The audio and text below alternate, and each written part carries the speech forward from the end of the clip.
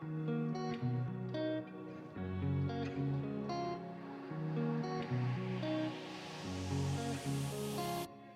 undervalue pleasure in research. I think a lot of people struggle with perfectionism. Yeah, we're not Steven Spielberg or Quentin Tarantino. If technology can fail, it may fail. Welcome to Let Me Just Share My Screen, a podcast where we dive into conversations with seasoned and up-and-coming researchers about new directions in online participatory visual methods research. Each episode is packed with fresh ideas, practical tips, and ethical considerations to help you plan, create, and exhibit your visual research projects. This podcast is inspired by a CIHR-funded research project that gathered experiences of health researchers conducting photo voice and digital storytelling projects online with diverse communities. It is produced in partnership between the Center for Community-Based Research and the Arts-Informed Methods team at Trillium Health Partners. Listen in for more.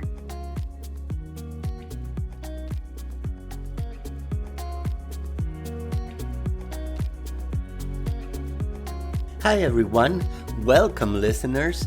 We're so excited to have you tune in today for an exciting conversation on designing and planning for online photo voice and digital storytelling projects.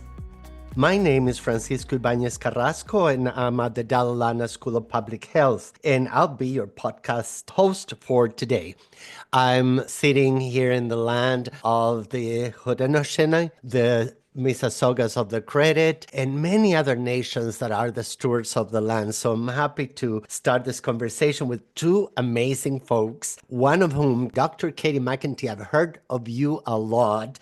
And as I said to you, I went and looked at your stuff, fascinating. And Dr. Olivier Ferlatte, with whom we've known each other from community work for over 10 years. I'm going to leave it at over 10 years so it's not embarrassing for anyone online. So let's start the conversation. And let me put this very basic question to you right away. Katie, if you have to explain what you do and how you do it in relation to digital storytelling to someone very young from the community, someone who's not in a university, someone who's just walking down the street and you want to make them excited about this, what do you tell them? I would probably say that I work with different folks, communities all over the world to use cell phones usually, or any other technology that they have on hand to make videos and take photographs about a topic that's important to them, that we can then use those photographs and those videos to advocate for change and hopefully make their world, their community, their life a little bit better. Do people still tell you, well, but poor people don't have cell phones or they don't have access to tech? I'm just curious. I do still feel the need to sometimes say that to people for sure. And also say, actually, there's lots of evidence to show that a lot of people have access to cell phones, especially if they don't own one themselves, then they can get one or borrow one from a friend or family, but also recognizing that there's cell phone and tech access issues like here in North America. There's lots of folks here that also might have trouble accessing tech. So trying not to make the assumption that it's like people over there, which is sort of the South or whatever you want to call it. And so there's always going to be tech access issues. But one of the reasons why I really like using cell phones is because they are so accessible globally, generally. Olivia, I'm going to make the same question a bit more difficult for you with a bit of stereotyping to begin with. As you work with gay men and issues like substance use and stuff like that, and you propose to do participatory visual methods or podcasting, how you tell a lay person, a newbie, what is that you do and how you do it? Yeah, so I work mostly with LGBTQ community to document their life and their experience and their perspective around mental health and substance use. And basically, that's, what I say to people when I, describe my work, to kind of encourage and work with people so that they can document their own experience. And I think people are pretty excited about that because people have huge misconception of research. They expect that research is extremely rigid, that they're going to meet someone in this white coat and that they're going to ask, question that will feel extremely intrusive and that they will participate in something that's more of an interrogation. So often when people participate in a project, they're like, wow, I didn't realize that can be research. And I have to say, I'm in the School of Public Health, and my colleagues also always look at my stuff and say, how is that research? And that's what's very cool about those kind of methodology is that we're really kind of disturbing what is research and making it relevant and also kind of fun. Like I think people that participate in a project, and I'm sure Katie will agree, they have a lot of fun doing that because it's creative, it's different, it's come and people are excited to share, their experience through creative means. I want to follow up this with Katie. And there is expectation, I think, created by popular culture and rich corporate media that some things need to be just really perfect. Is this one of the challenges you encounter when you start there needs to be no mistakes in the videoing and the editing and the colors? What's your take on that? Oh my gosh, I do face this all the time working with people and myself too. I mean, we like to make things that look good and we want to, I think a lot of people struggle with perfectionism and it's such a good question. I feel like we watch so much media every day that looks so slick, right? And if you're on TikTok or if you're on Instagram or if watching videos anywhere, YouTube, there's a lot of people there that spend a lot of time making really, really good looking videos. That's great. And some people have a knack for it too. I've done workshops with folks and some people produce these super slick videos and they're great. They're wonderful. But I think that that's really important to recognize that sometimes, even if something that someone produces isn't necessarily the slickest, most highly edited piece, it can still be one really powerful. Sometimes even I don't want to pit them against each other, but equally powerful. Can be really powerful, very impactful, because sometimes that rawness shows it's reality, and it reveals a little bit something about who made it as well, right? And so because all of our work is, very centered around activism and social change at the same time as producing data and new knowledge from the academic sense, I think the way these videos are received, so people they're scared that they're not going to produce something that's going to look good, and thus people aren't going to take it seriously. But yeah, my experience has been that that's not the case at all, and that people are sometimes really, that what people take away from what they see, what people make, even the sort of most basic of basic, one shot, someone just pressed record and recorded something and said something and then finished the recording. That was it. Sometimes those are the most revealing and most touching or honest videos and cell films and digital stories that people could make. So I also often will remind participants, one, we're not Steven Spielberg or Quentin Tarantino or whoever is the director that I think the audience, the group that I'm working with might know. And also when I'm doing in the workshops, when people are in the making process, I try to get folks to focus on just getting through a first draft. And then that first draft, you'll be really surprised about how good it is actually. Once they turn around and actually see it on the screen, if we watch it as a group, and they see how other people react to it. And suddenly some of those fears, I think, kind of subside a little bit. And they recognize actually what they've done and why it's so important to celebrate those accomplishments along the way also when we're doing this work.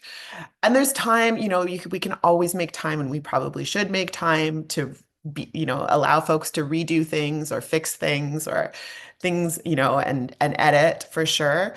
But I really encourage people often to not even bother conceptualizing their videos with editing in mind, first off.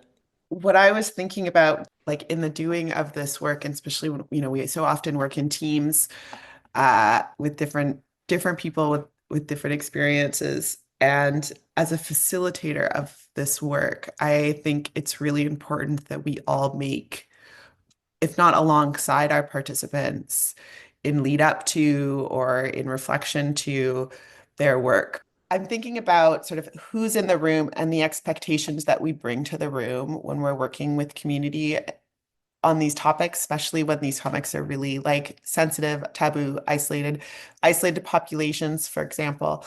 And then I've seen this happen where researchers have expectations of what's going to be produced, and then they see these first drafts of videos or photos, and it's not maybe what they expected. And having to unpack that with colleagues, with team members, with, other stakeholders in the room. And so when we can invite people into this process, to first recognize how, like in the making process, to recognize how vulnerable people are making themselves in volunteering to participate in this work, and to like what they're giving in this work that we do, and to see how and it's not necessarily easy. Yeah, we consume all of this media all the time. We expect to be able to sort of turn around and sort of reproduce it. And it's like, no, actually, there's actually quite a bit of skill that goes into content creation. And some people are better at it than others. And I want to stay with you, Katie, because we're talking really about the challenges. Some of these challenges may seem very philosophical to people, but they translate into actual challenges in the moment of doing stuff, right? Like what you've mentioned after looking at the first draft or looking at the first storyboard or something like that. What other challenges at the ground level, maybe inspired by this larger philosophical challenges, do you encounter? every project has its own unique challenges, right? I mean, if I'm thinking about what it means to do this work online and the challenges of doing this type of work online, I would say some of the biggest ones that I struggle with is well, firstly, a lot of this work is that I like to do when I'm working in groups. I don't always work in groups. Sometimes I'm working one-on-one with people. But if I'm working in groups and we're in like the online space, especially, I mean, facilitating discussions can be difficult. I mean, we've experienced just amongst ourselves today. It's really hard to like it's not easy to kind of interrupt and I mean that in a generative way, right? Because the speaker only pick like the microphones only pick up one person at a time. If you're recording it, it gets kind of messy. So that it's a bit like halted sometimes, the conversation. It doesn't flow as well as what I like to see in-person work. And I find that challenging. As someone who gets really excited and wants to kind of even just say a one word like, yeah, that's great kind of a thing. Or, so that I find really difficult. Sometimes online. And I would say the other thing that I struggle with when I'm doing this work online, especially, is it's harder, again, more in the group work than the one-on-one, to work alongside someone who's making, right? Like, how do you support somebody who is, you know, taking photographs or making a cell film or a digital storytelling when you kind of have to get up and go do those things, right? You have to sort of walk away from the computer sometimes, not always. And versus when you're in person, and if you do that work, during a workshop or during your time together, you can be really, you're very present and there for it. So I try to do workarounds, like I'll sit on Zoom for like hours sometimes as people go off, and if they might come back with a question or, that sort of a thing, or more check-ins, more like, okay, you're going to go and do that you have like 2 days or a week or whatever works in terms of time frame. You can email me. I could do Zoom office hours type setup, or we'll just do like how to kind of keep contact with people in the making, both to her, like often that's to help with technical stuff, but also conceptually, like we can get really overwhelmed with our thoughts and our ideas and things like that. We're asking hard questions, and we're asking, and sort of saying, okay, like go make a video about it. And people sometimes are like, what? I get, I get it. And so I'll move to this. Is great. Thank you, Katie. And Olivier, what's your experience about this? And I want to mix it a little bit with the idea that we are always, again, between a rock and a hard place. We all want fame, and then we all want privacy.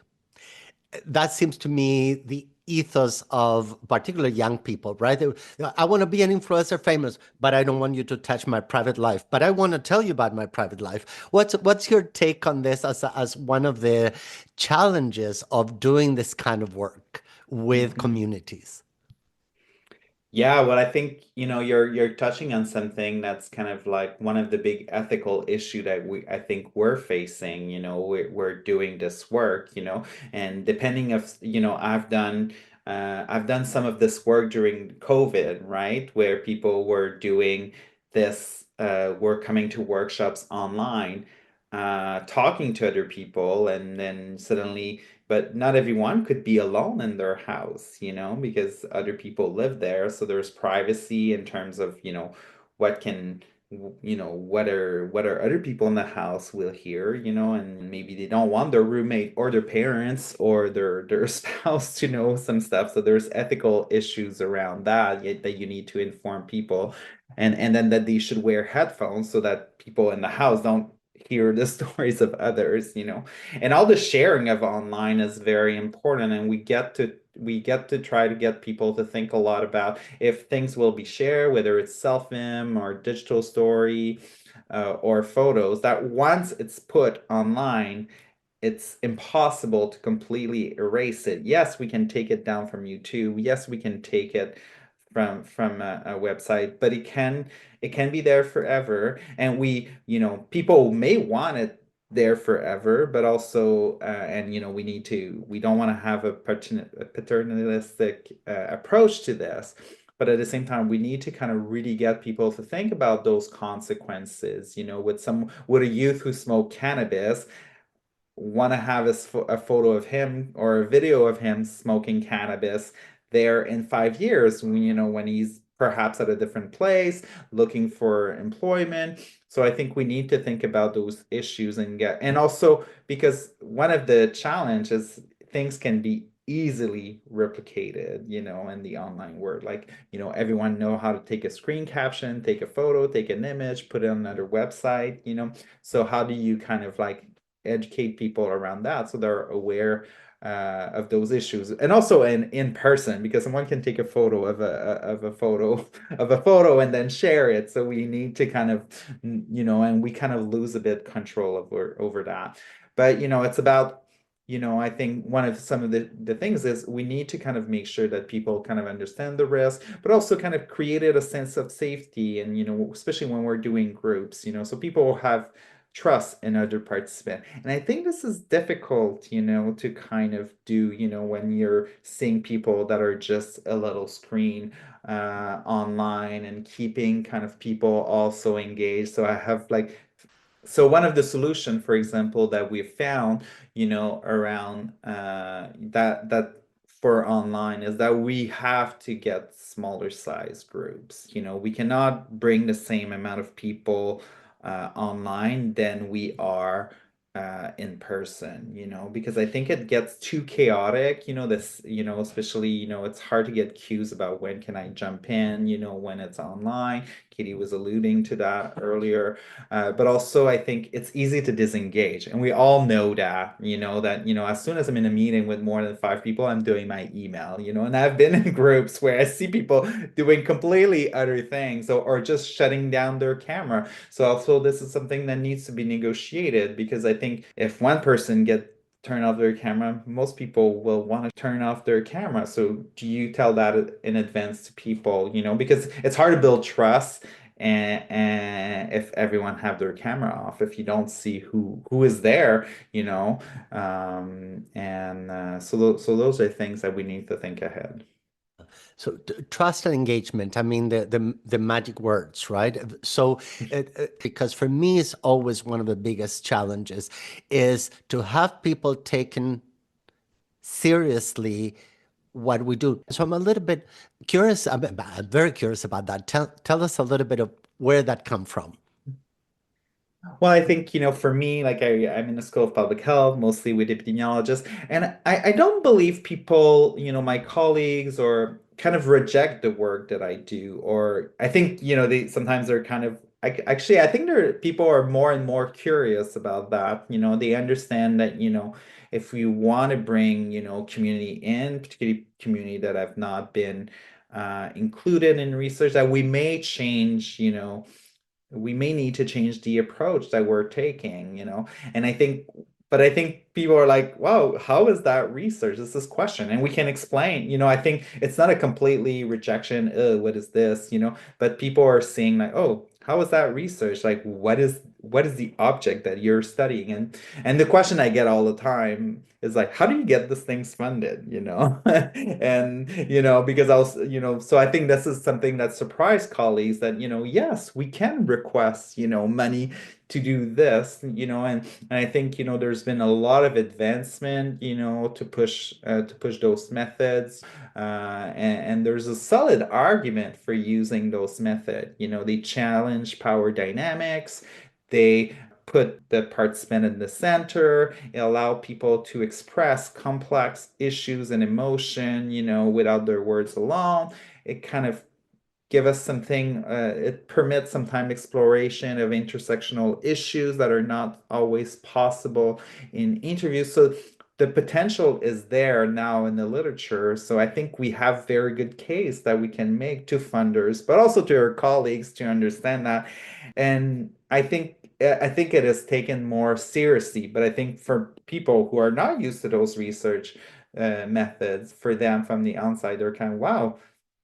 And perhaps maybe they're jealous. They're like, wow, maybe I should be doing this. Or there might Because be some of that because people like because it's because fun. because yes, exactly what you're saying. It's fun. And I think we undervalue pleasure in research. And I think, if we ask boring questions and if our participants are bored during an interview, we'll probably get boring answers. So I think, this is what we're doing. We're kind of like, we're having more, I think I'm having more fun using those methods. But I know people who are doing those projects are also often having more fun, feeling that they're contributing to something that's like more than like a research paper that they won't have access to it because it's going to be behind a paywall, and they're contributing to sharing their image, their stories to their community. And I think that's very powerful, and people take a lot of pride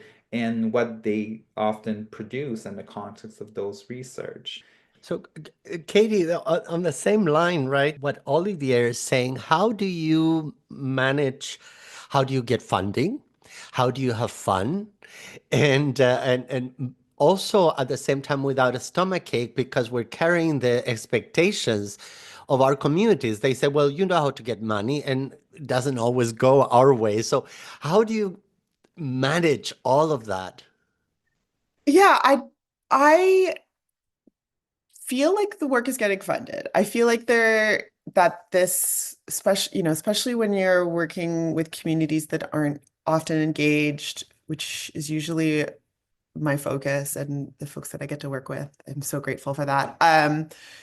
But in general, I feel like there's more and more interest in having participatory visual research generally incorporated into research. I think that articulating how it fits with other more quote unquote traditional methods is also, for funding purposes, important. So, we'll be doing self-filming. We will also be doing one-on-one interviews or focus groups, or, maybe you'd integrate a survey if that's something that you like to do and is and have experience with. So these things don't have to work in isolation, and that they work actually really, really well together. And so I think that that's a piece to keep in mind. And I think that especially when I'm working with colleagues or at conferences, for example, or, I was just at a conference earlier this week by Making the Shift on youth homelessness. And I was presenting on a cell phone project that I worked with youth here in London, in Toronto, where I'm based, as well as York Region and London, Ontario, around their experiences being 2S LGBTQ plus and experiences of hidden homelessness. And there was a lot of talk at this conference around, how do we talk to policymakers? How do we make sure that, that youth homelessness is at the forefront of, policy making and government funding, et cetera, which is all really important questions and very much needed. And there was a lot of sort of people saying, oh, we need the numbers. We need the numbers. Well, we've been collecting the numbers on this for years, right? Homelessness is still a problem and all the intersections that go along with it, right? And and a little bit more recently, we've been collecting numbers on people who are to us LGBTQ plus and their experiences and being overrepresented in the homeless population, and youth in particular in that regards. And I do, keep collecting the numbers. Absolutely. We need to do point in time counts. We need to do these things. However, we can also incorporate these methods, visual methods, which, as you said, will sort of recenter some of this work onto our participants' experiences and the folks who have lived experience, and making sure that they're included in this, in these discussions and in this policy making, as well as sometimes I've also was really tempted to flip it around sometimes in these conversations and going, well, how is your research impacting your participants and directly the community that you're working with, right? And I can turn to a cell film that someone made for this project. It was a Get Ready With Me cell film that she made. She's a young trans woman, and she's talking about the importance of facial feminization surgery as healthcare, as a human right, and how that would impact her ability to get a job and to find a house and to find more security in her life. So she made this cell film as part of the project, but then she was also able to take her cell film and use it on her GoFundMe page to raise money for her facial feminization surgery, which is so important for her. So, we can turn around, that is an immediate outcome of this work, right? And similarly, we were able to take those cell films that people made during this project, we made them into a composite video, and we brought them directly back to service providers in each of our study site. And we had conversations to say, how can you as a service provider, helping and supporting youth who are experiencing homelessness, how are you addressing hidden homelessness? How are you, what are the systems that you have in place that are working? What's not? What needs to change? And those are immediate conversations that we were able to have. And so, do we see governmental policy coming out of this work? Probably, well, maybe, but not immediately. But we were immediately able to do this work and talk to people and have these conversations. And I think that that's also really meaningful and important. That's a very powerful story. Thanks for sharing that one. Olivier, if I may come to you for some final advice, it can be very philosophical or very mundane. Like, again, don't forget to turn on your recorders. Seriously. Well, I think about that. If technology can fail, it may fail. So I think you need to be ready. And I still, despite Zoom recording, I still use a recorder just in case, we lose the recording. So there's very basic advice like this. But I think also, there's two advice that I would like to really know your audience and really try to use the tool that will be the easiest for your audience and that they're using in their everyday life. Email. Like youth don't use email, they don't communicate through email. They're not like us, professor, who spend our whole day like responding to email and monitoring email. So they may be more comfortable using messengers, or they're using WhatsApp, for example, also thinking about, Zoom, I think I did a project with older adults. They're most likely to use a tablet. Functions on Zoom on the computer and the tablet are not on the same way. So if someone is not able to open their camera and you want to tell them how to, you need to know what platform they're using. And when I work with older adults, we kept track of what platforms people were using because we could help troubleshooting easier, because the camera buttons is not at the same place. So I think you need to kind of really try to use the tools that people are familiar with, and or that might be part of your project. You might have to help people learning how to use those tools. When we work with older adults, we were doing groups on Zoom. None of them had ever used Zoom, so we had to spend a lot of time, including like troubleshooting on the phone about them downloading Zoom. So you need to kind of know your audience and use the tool that they want. And also, I think, and the one thing that I want to be to that I think is very important is to build self-care, both for the people participating and the participant. And that depends perhaps of the research project that you're doing. But, on a lot of the projects that I'm working with, I work on very sensitive topic, mental health and substance use and addiction. And I think you have to make sure that, participants have access, to the appropriate support, and that needs to go sometimes beyond just providing them a list of this is the resources that you have. So ideally on my project, I would hire someone that can be there for people. Like this is but I would be there for the participant if they need to debrief, but also the team, because sometimes, we forget to take care of ourselves when we do research and the team that we work on. So this person can be there also to debrief. And I think this is a big issue that I'm seeing emerging in qualitative research, and I think we'll need to be aware of that. And I've never faced it in the context of digital storytelling or art-based method, but it's fraud.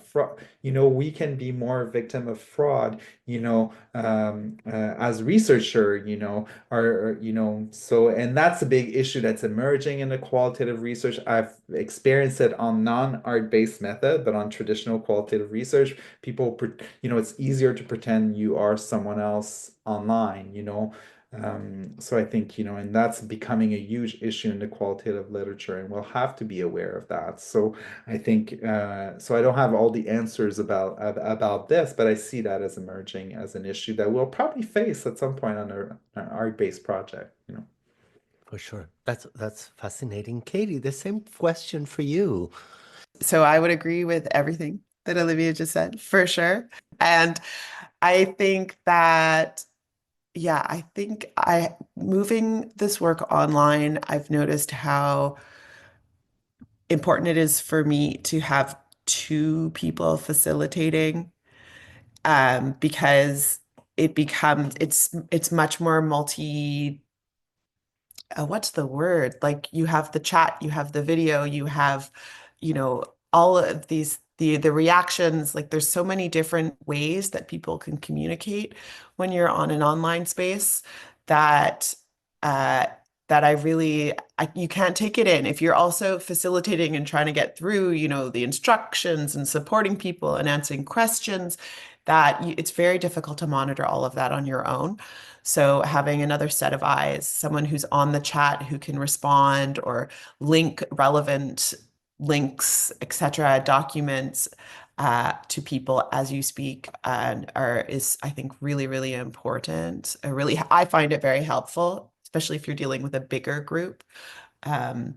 And I think the other thing I would add is that sometimes, especially because we love these methods, and I find it very fulfilling. I find it energizing in many ways to do this work and to facilitate this work and to work with people, that sometimes I forget that people need breaks. I always forget that people need breaks. And this is true whether you're working online or offline, but thinking about accessibility and how difficult it is. I think now more than ever, like post lockdowns and COVID-19, we're really burnt out of the online space in some ways. And so spending, for example, I tend to pitch, a 3 to 4 hour cell film workshop originally. That's, you can't ask people to be online for 3 to 4 hours. To do this work. So, it's in a way it's slowing it down or figuring out like bite-sized chunks that we can come together and work on what needs to happen together, what can happen asynchronously, and then also what needs to happen offline, what needs to happen in person, for example, and how and at more of a hybrid design. Super advice from both of you. Again, I'm Francisco Ibáñez-Carrasco from the Dalana School of Public Health, and I need to thank Katie MacEntee and Olivier Ferlatte for being with us today. You've given us lots of things to learn and to think about. It's much appreciated. Thank you. Thank you, Francisco. Thank you, Olivier. Yeah, this was a lot of fun. Thank you so much for this conversation.